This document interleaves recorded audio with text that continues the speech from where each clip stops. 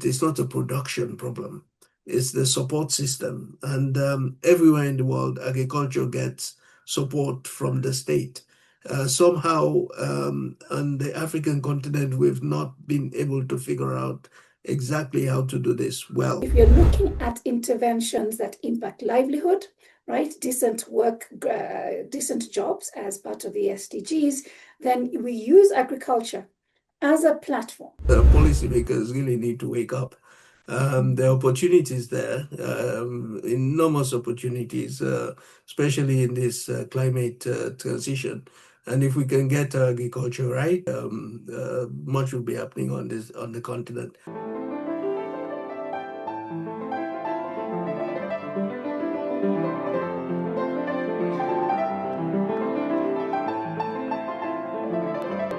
Welcome back to African. Today, we are moving on to our second theme for this season, which is self-reliance. We'll explore many aspects of self-reliance in developing countries, from food security to home ownership, through the role of remittances. For Faro Foundation, the most interesting avenue for achieving self-reliance is the creation of a viable local private sector, which can then become an endogenous engine of growth. We contribute to this process specifically through our social enterprises called Faro Ventures. Within the agriculture sector, self-reliance means food security, and our Faro Ventures in Ethiopia have been contributing to this goal through their agro portfolio, starting with a specialty edible oil plant in Kotu in Ethiopia. Today, I would like to discuss the challenge of food security and how African organizations and companies other than Faro Foundation are contributing to its solutions. I have invited an academic expert in food security in Africa, as well as the CEO of an innovative Kenyan business providing solutions in this space. Dr. Linda Davis is the founder and CEO of Giraffe Bioenergy, which is building East Africa's first integrated cassava-to-ethanol ecosystem. She has over 15 years' experience spanning microbiology, agribusiness, and renewable energy. Giraffe Bioenergies addresses Kenya's twin challenges of food security and clean energy by scaling high-yield cassava for both flour blending and ethanol fuel. Linda's innovation replaces charcoal and kerosene with affordable, locally produced ethanol that is safe for households and climate smart. Our second guest is Professor David Luke. David has just published a book called What Africa Eats, which is clearly the perfect fit with our discussion. He is professor in practice and strategic director at the LSE's Firoz Lalji Institute for Africa and extraordinary professor at Northwest University in South Africa. Specializing in African trade policy and trade negotiations, David has decades of experience in policy advisory services and managing and catalyzing research. He has worked at the African Union, the UN Development Programme, and the UN Economic Commission for Africa. David and his team were instrumental in the preparation of the protocols that make up the African Continental Free Trade Area Agreement, and he's a board member of Trademark Africa. His research is in the areas of trade development, trade and inclusion, and trade and sustainability. So let's kick off the discussion with a question to David. So before we move on to Linda's practical solution, I'd like to set the stage for our discussion with David's academic framework on food security.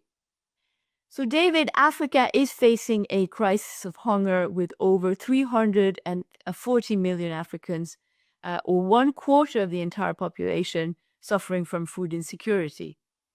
Meanwhile, 82% of African countries' basic food comes from outside the continent. Now, effectively, your book shows that international trade is working against Africa. So allow me to bring in my personal interests into the discussion.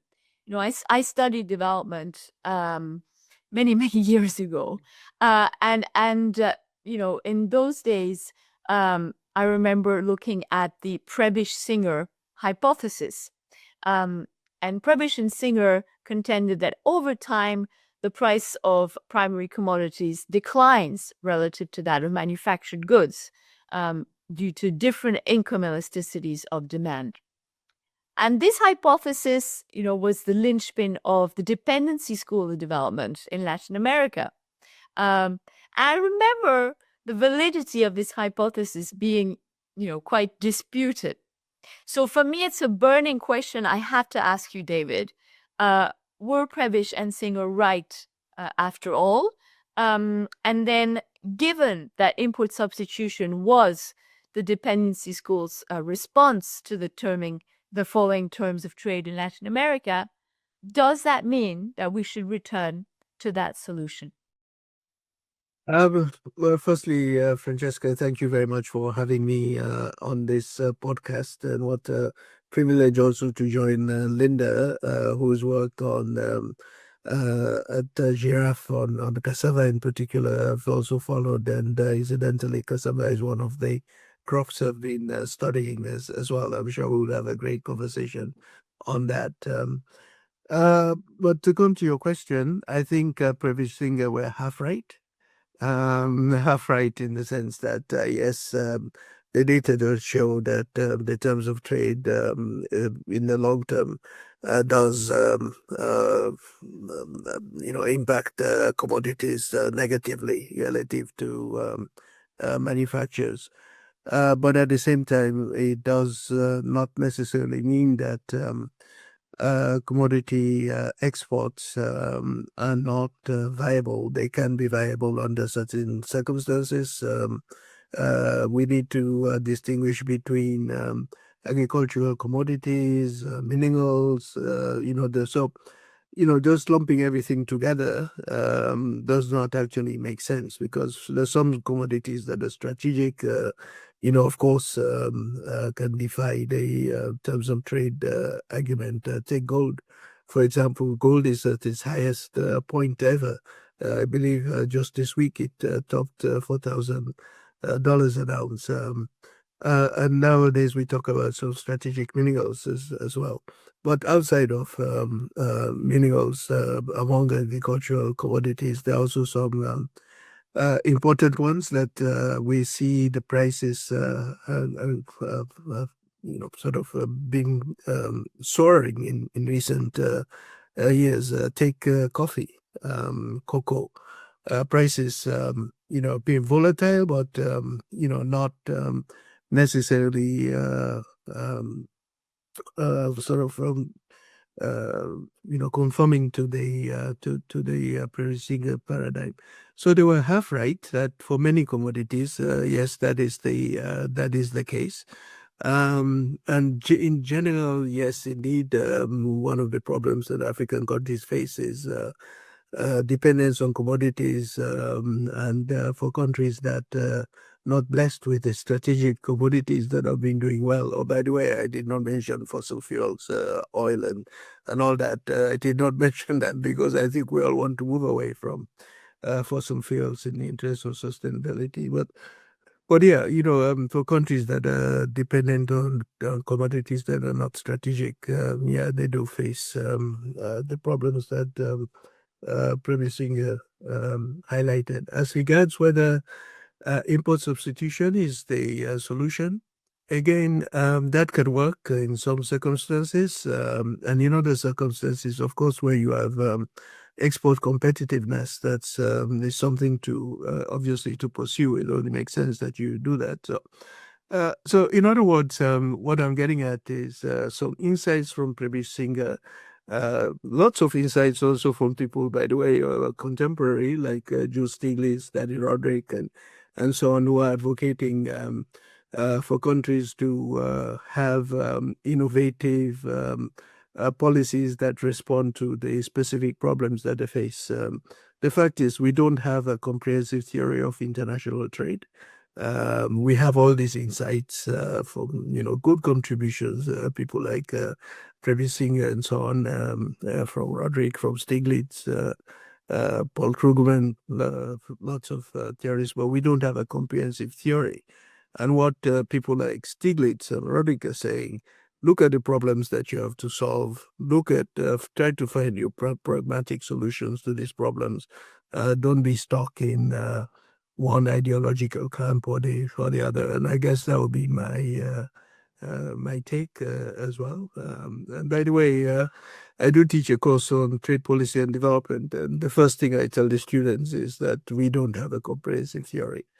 We have all these insights starting from Ricardo, comparative advantage, or even going back to Adam Smith, or specialization. And these days also, in the interest of being comprehensive, theories like Ibn Khaldun, who was an Arabic scholar, who also talked about demand, supply, and wrote about these things apparently 400 years before Adam Smith. So, all of them give us good insights, but we don't have a comprehensive theory. Brilliant. That is a great way to start this discussion. So if we don't have a comprehensive theory, maybe we can learn all the more from the practical solutions to our problems. So I'm turning now to Linda.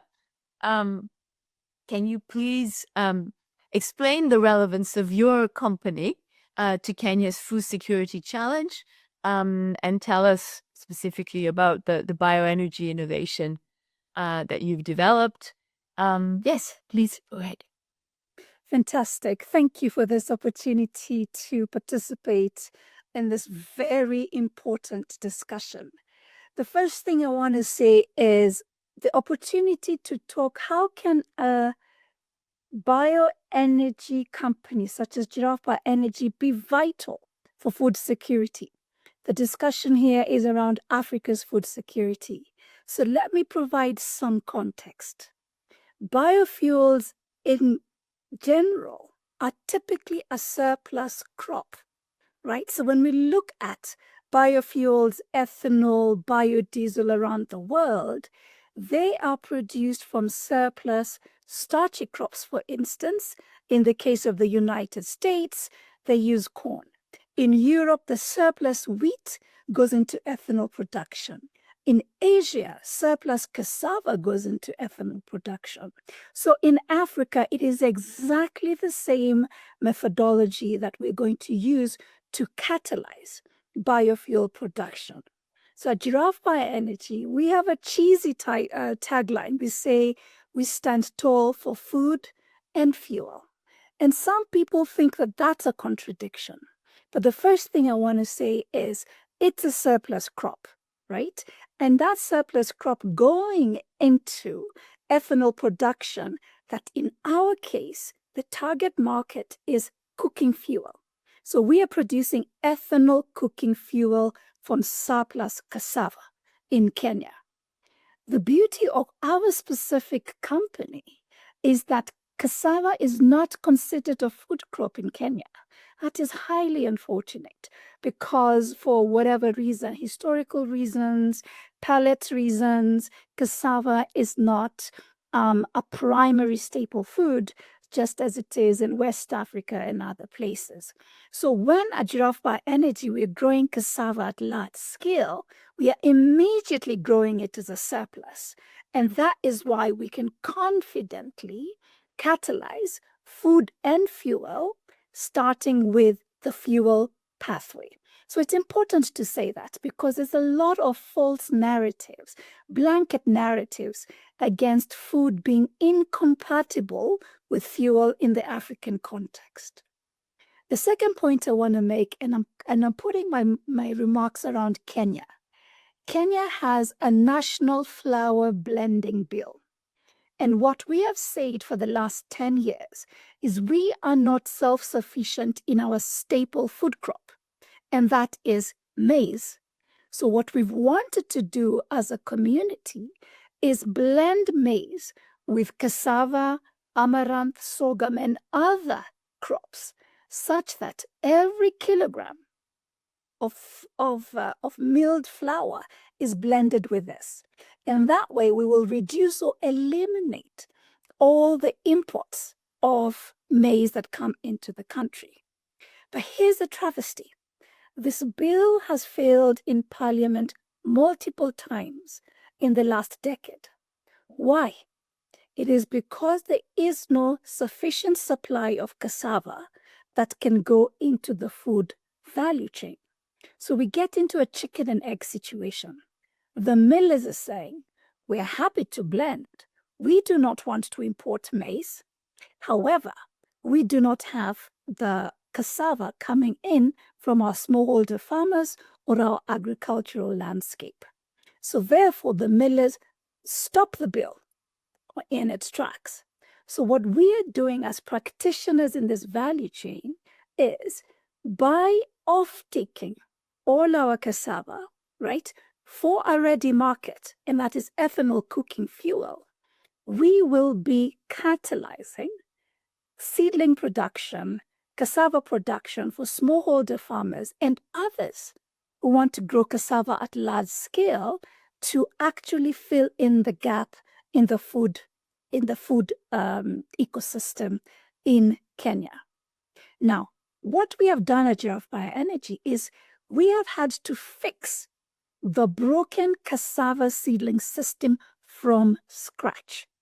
As I said, we do not consider cassava as a valuable food crop in Kenya, and that's a travesty, and I think Professor will explain how cassava can really be valuable in the food chain, just as our West African brothers and sisters and those in the East have figured out. So because of that, cassava in Kenya was under-researched, under-invested in. So therefore, the cassava that was in the market for subsistent use had the unfortunate moniker, a poor man's crop grown by women, right? So there was no seedling that was reliable. It was diseased, susceptible to cassava mosaic disease and cassava brown stick disease.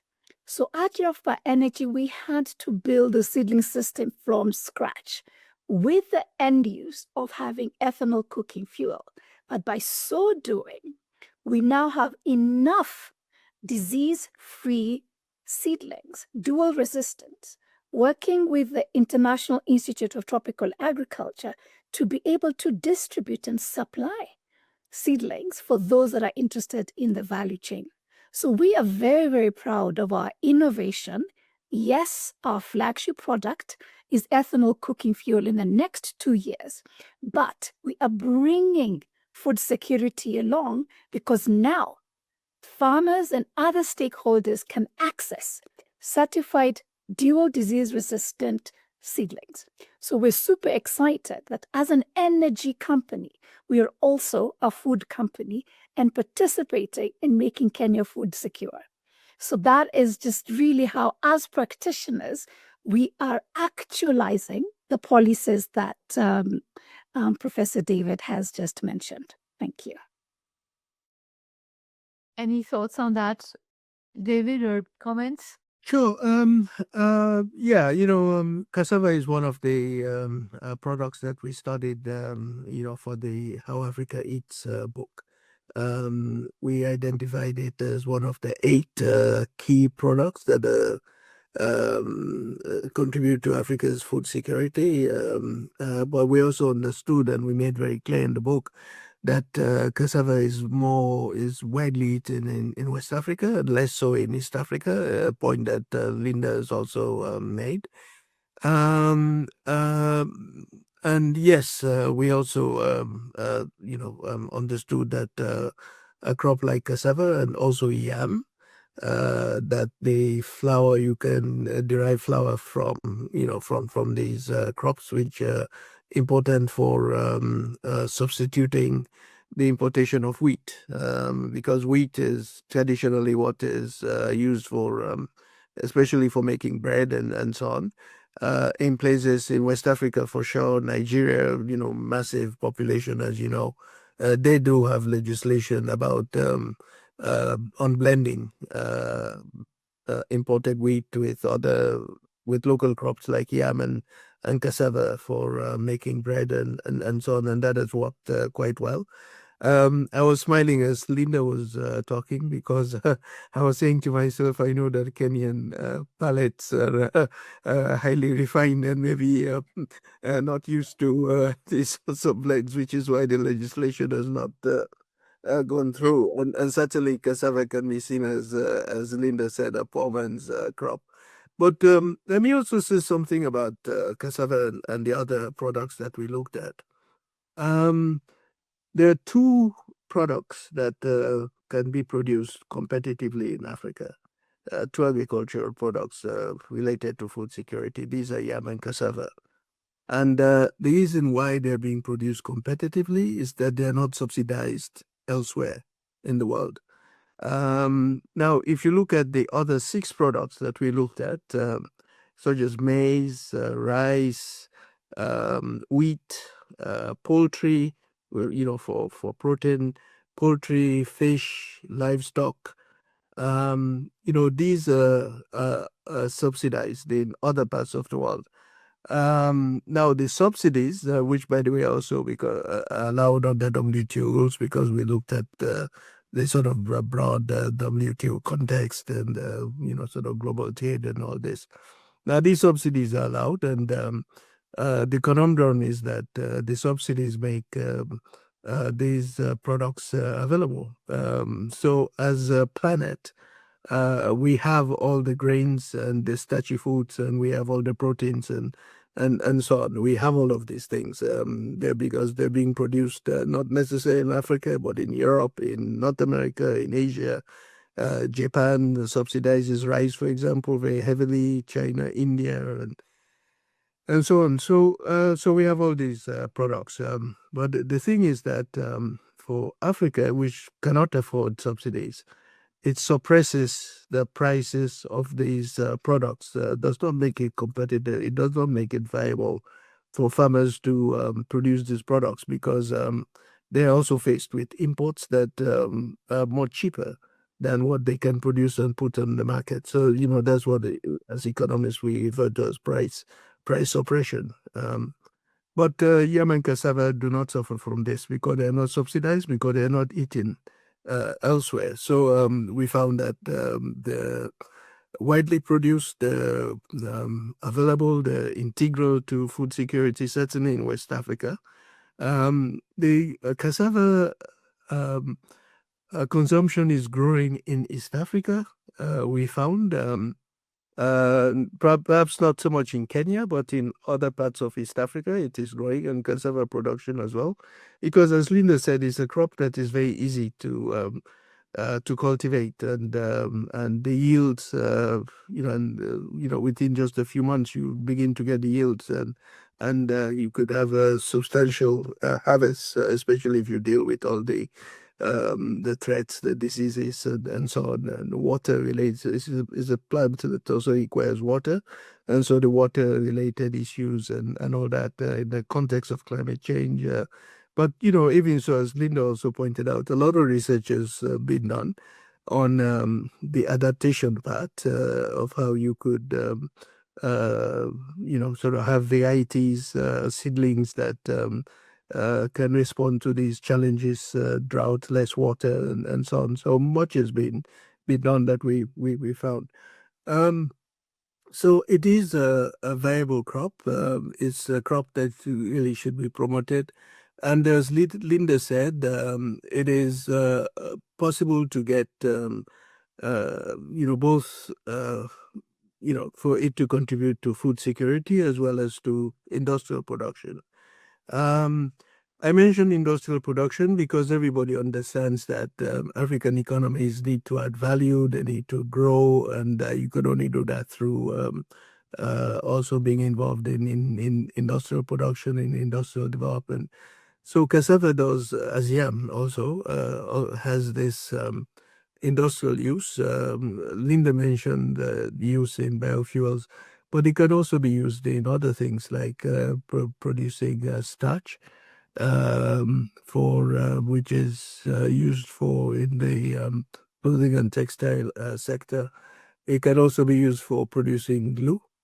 is another use, and several other industrial uses. It can also be used for animal feed. By the way, because if we're talking about livestock and poultry, they also have to be fed as part of the food value chain and all that. And these are relatively cheap sources of food for poultry and livestock and so on. Even for fish farming, by the way, fish was another of the 8 products that we looked at. Especially with challenges in deep sea fishing and issues around illegal, unregulated fishing and all that. What we also found that fish farming is contributing significantly to the protein requirements and so on. And cassava can also be part of that useful for feed for the fish. So it has multiple dynamic uses. I think I've just given Linda here free commercial advice. Linda, I'll send my bill afterwards. Yeah, I'll send my bill. Yeah. Or you could give me some shares in your company or whatever. But yeah, so it's a versatile crop. And it does, as I say, illustrates the dilemma that African countries face when it comes to food security. On the one hand, not subsidized globally, so it's can be produced competitively, not suffering from price oppression and so on. And then it does have uses that contribute to industrial development. So I think Linda is onto a really good thing. Thank you. I must just a quick comment and really thank you. This is turning to be a fantastic cassava podcast. Thank you, Francesca. No, but just It's your spotlight. I want to pick up on the subsidies, right? Very, very important, especially for those who are still skeptical around how food and fuel and other industrial products can coexist. I really want to just underscore what has been said. So cassava and to some extent the yam, it's not subsidized in other communities, right? So very, very critical in primary food production in Kenya. You can produce this competitively for internal consumption.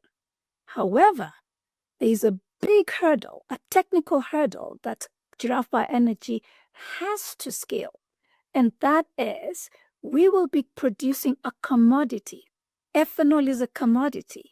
And our counterparts in the Western world have had 40, 50 years head start with their surplus starchy crop that is subsidized. So corn in the US is heavily subsidized. Mm-hmm. They produce ethanol. And this ethanol, the molecule hits the global markets. It is that much more cost competitive, just given the history of yield improvements and the subsidies. Similarly, in Brazil with sugarcane for that particular molecule. The same is true for Thailand, India, etc., that have produced cassava over many, many years. Producing that molecule, we will be competing with the subsidized product, right? So putting all that together, cassava as a primary food crop enjoys beautiful, for lack of a better word, trade economics, especially for domestic use. For ethanol, we will have to be very price competitive because distributors of ethanol cooking fuel may have an alternative from the global markets, especially if these mature markets can land ethanol on the port of Mombasa, port of Dar es Salaam, much cheaper than we can produce it domestically. But that is a challenge that Giraffe Bioenergy is ready to meet head on by ensuring that we keep our production costs quite low, obviously having the shared prosperity with the communities that we work in front and center. But that is just a very, very interesting point. For food, absolutely, cassava literally has a red carpet. For fuel, we have that much more work to do because of the global competition, because of its commodity nature. So really, really important to bring that point across for those that are really worried that Africa or Kenya will starve its population if it proceeds with its biofuel production ambitions. So thank you so much for that setup, David. Please go ahead, Francesca.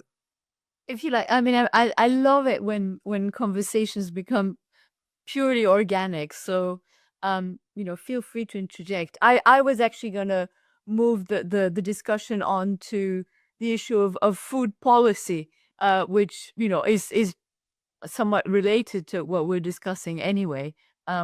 So feel free to just build on. I'll just underscore the point that Linda's just made, which I think, in a sense, validates, the on analysis in the How Africa Eats book, because we talk about the effect of global food subsidies and how it impacts Africa and so on.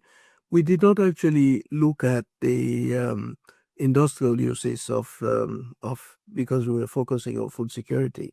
But the point that Linda has just made brings out the dilemma that Africa faces in relation to food security, that it cannot really compete on a level playing field with places that can subsidize. Even in fish, Africa does not have the fleets that are subsidized and so on. We do now have an agreement at the WTO on fisheries.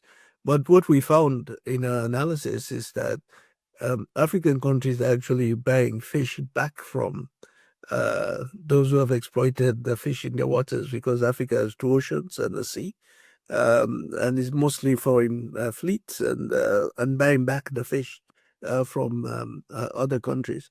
Now, the point that Linda makes underscores this issue of subsidies, because it's a huge problem. And the commercial opportunity is incredible for clean, as we call them, biofuels, clean fuels. The shipping industry is being decarbonized, which means there's a huge, massive demand that is going to grow in the next few years, as even the shipping technology is being adapted to move away from diesel to biofuels. The same for the aviation industry. So this is a huge commercial opportunity. But as Linda says, because there are alternatives, alternative raw materials that you could use for producing ethanol, it means that the competition, again, as in the case of food, is not a fair competition. And, they're going to have to struggle despite this huge demand that we're only at the tip of the iceberg. Because we know that the shipping industry, the aviation industry, are committed to meeting their climate goals and so on. So huge demand, but companies like Linda's would struggle to find their feet in this new setup. So I think, although, as I said, we did not look at this aspect, but the insights apply just as well to the problems around food security. The answer to that, though, once you've identified the problem, what do you do about it? Sadly, my view is that African governments have not really woken up to the opportunities that are in agriculture. And agriculture is not incompatible with industrial development. In fact, the two go hand in hand. The kind of things that Linda is doing shows that the two go hand in hand. But beyond that, agricultural production today is not what it was in the past. Now you need to have knowledge about the soil chemistry, how much water you need, the seedlings, all the research that has gone into what kinds of seedlings are suitable for which ecosystem and all this. The kind of knowledge that you need today for successful agricultural production is as complex as the kind of knowledge you need for setting up a factory to manufacture things and so on. So the line between agricultural production and industrial production is being blurred. And then also the kinds of technologies that you need for supporting ongoing production, whether it's irrigation and all that, but then post-production as well, after the harvest for storage and all that, at particular temperatures and so on to ensure that the crop remains viable and all these things. So now it's a completely different ballgame. But our research found that African governments are not investing in this. The land is there. Africa has 60% of the world's arable land. The land is there. By and large, we still have rain despite the climate and change and all that. We have the soils, but investment is not coming. And I know that this is an area that Francesca, you're interested in. I'll just be brief, just to say that the banking system is not geared to lending to agricultural production. Small, because smallholder farmers farm on communal land, which generally is not regarded as suitable for collateral and so on. So, those sorts of problems. But there are ways of overcoming these problems. We've seen smallholders thrive in places like Kenya, in India, for example, where financing and the kind of support that smallholder farmers need been made available, and hence India has had a green revolution, which we are yet to have on the African continent. So much could be done to support smallholder farmers. It's not the problem is not with the smallholder farmers, because sometimes I hear people say, "Oh, what you need is commercial agriculture, large scale," and not necessarily. You can still have smallholder farmers doing amazing things, and in fact much more committed to all the sustainability requirements, because it's their land and they know it and they understand the ecosystems and all that. But they're not getting the kind of support, and I think finance is the key to this. That's just not available to them. Completely agreed there. This discussion has been so fruitful that I think we actually need to move to the last question now. I'm delighted to say that. You've given me very little work. So just to kind of try and wrap it up here, I just want to go back to the initial point on trade, because trade is clearly a major driver of the food insecurity as well. And is there any way it can also be part of its solution? And what is the role of intra-African trade in addressing the problem? Basically, this is analysis as well, that the problem is not, as we put it, it's not a production problem. It's the support system. And everywhere in the world, agriculture gets support from the state. Somehow, on the African continent, we've not been able to figure out exactly how to do this well. I know the resource constraints and so on, but sometimes you have to prioritize, and then agriculture, the benefits enormous, as we've been discussing, especially in regard to this the issues around climate. Because on the one hand, as Linda's work shows, on the mitigation side, with clean fuels and all that, there's much you can do. Also on the adaptation side, there's again much that these you can achieve through these crops. So it's essential to sustainability. But to end on the question on intra-African trade, much of the trade between African countries is actually on agricultural products. Whether you look at formal trade, and I've just been seeing some reports that Ethiopia has just made its first shipments under the African Continental Free Trade Area. Just yesterday, I saw some photos and all that in social media, and it's mostly agricultural products that are being sent mainly to West African countries. So inter-African trade, formal inter-African trade, informal intra-African trade. It's all mainly agricultural products. And all of this is happening sometimes with very little policy support. So if anything, I think the message from both Linda and myself coming out of this podcast is policymakers really need to wake up. There are opportunities there, enormous opportunities, especially in this climate transition. And if we can get agriculture right, we would be much will be happening on the continent. We'll solve this food security problem. We will be contributing to mitigation. We'll be also finding solutions on the adaptation. We would, be trying to ensure that agriculture itself, which is an emitter, is much less so. And so there are just so many possibilities, but we need to wake up. And we need to look at the successful experiences of places like Australia, New Zealand, which mainly agricultural nations, or even Canada, mainly agricultural nations. So there's a way that agricultural, industrial development, economic development, all can go hand in hand and help African countries transform their economies, overcome poverty, etc. So let me leave it there with the challenge to our policymakers.